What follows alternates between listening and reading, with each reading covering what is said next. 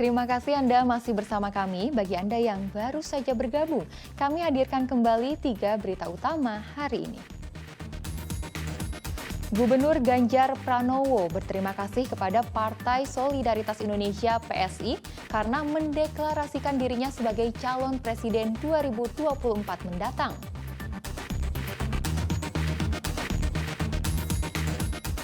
Para supporter Persijap Jepara ikut berempati bagi korban tragedi Kanjuruhan dengan mendoakan para korban.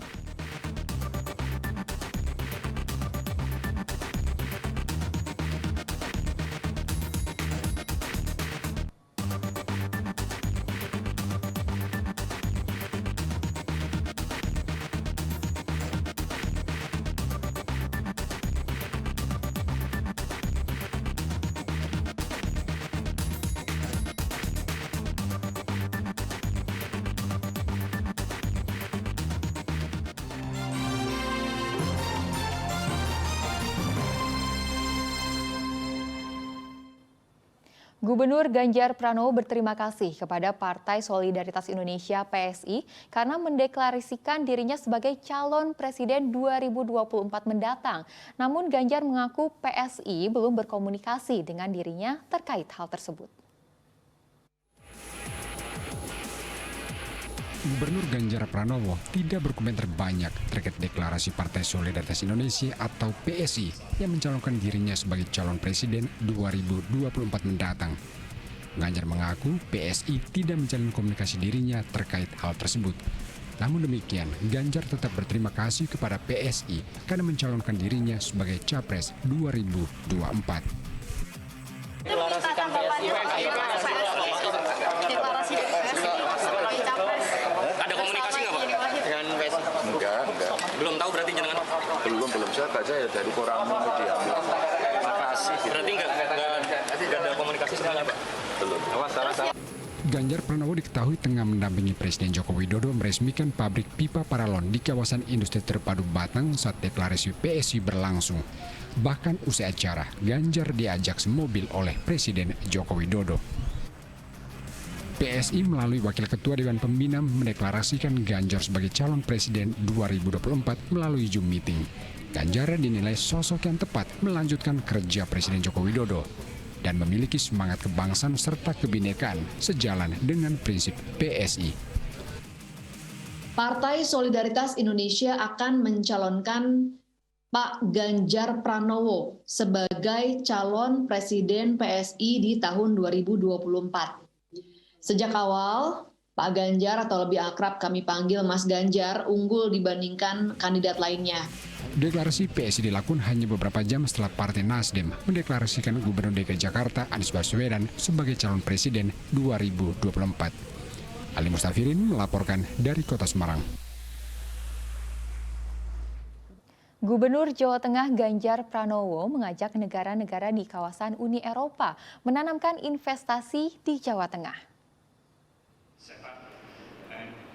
Gubernur Jawa Tengah Ganjar Pranowo menghadiri Uni Eropa Central Java Trade and Investment Dialogue di Semarang. Acara ini turut dihadiri Duta Besar Uni Eropa untuk Indonesia, Vincent Piquet. Pada kesempatan ini, Ganjar Pranowo mengajak negara-negara di kawasan Uni Eropa menanamkan investasi di Jawa Tengah. Ganjar berharap lebih banyak perusahaan Uni Eropa masuk Jawa Tengah, terutama para pelaku industri berteknologi tinggi.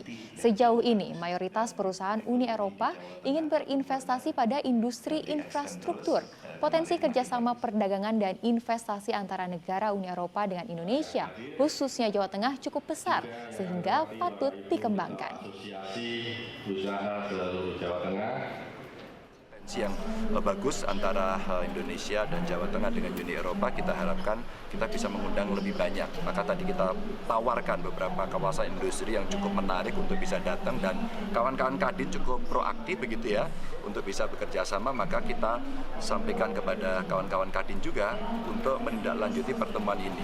Jadi list of produknya ada, terus kemudian insentifnya kita ada, lokasinya kita ada, dan habis ini mereka akan diajak tur ya untuk Satuan Lalu Lintas Polres Brebes menggelar Operasi Zebra Candi 2022 di kawasan alun-alun. Bagi pelanggar lalu lintas yang terjaring razia, diberlakukan tilang elektronik. Sejumlah pengendara terjaring Operasi Zebra Candi 2022 yang digelar Satuan Lalu Lintas Polres Brebes di kawasan alun-alun.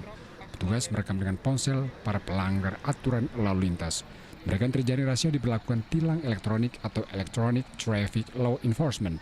Petugas juga memberikan edukasi dan stiker kepada pengendara yang melanggar ketertiban lalu lintas. Tujuan kegiatan operasi ini adalah untuk menekan angka kecelakaan lalu lintas yang menyebabkan fatalitas korban, dan tujuan masyarakat biar tertib berlalu lintas untuk mewujudkan Kamsel Lalu Lintas yang presisi.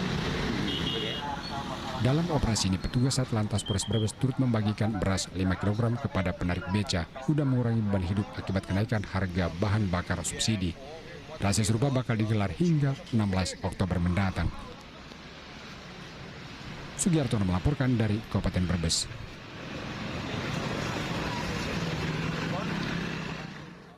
Sebuah mobil rusak tertimpa pohon sono keling di Jalan Mayor Kusmanto, Kabupaten Klaten. Diduga pohon berdiameter 60 cm ini tumbang karena akarnya lapuk. Mobil yang dikemudikan Aslakul rusak tertimpa pohon sono keling berdiameter 60 cm di Jalan Mayor Kusmanto, Kabupaten Klaten. Mobil yang mengangkut 4 orang tersebut melaju dari arah Klaten menuju Temanggung. Diduga pohon sono keling tumbang karena akarnya lapuk. Petugas Badan Penanggulangan Bencana Daerah atau BPBD Klaten yang menerima laporan segera melakukan evakuasi pohon tumbang. Tidak ada korban jiwa maupun luka dalam musibah tersebut. Sudah pohon roboh menimpa mobil plat AA ini, yang platnya Kedu ya Mas, Temanggung. Yang punya Temanggung, dari Palur mengobatkan anaknya yang perempuan lah. Anaknya Dari Sangkalputung Klaten. dari Sangkalputung Klaten. Sangkalputung Klaten mengobati anak yang sakit perempuan yang masih balita mau pulang ke Temanggung. Pohon kapuk, lapuk bawahnya, akhirnya tumbang, menjatuhi mobil sedan.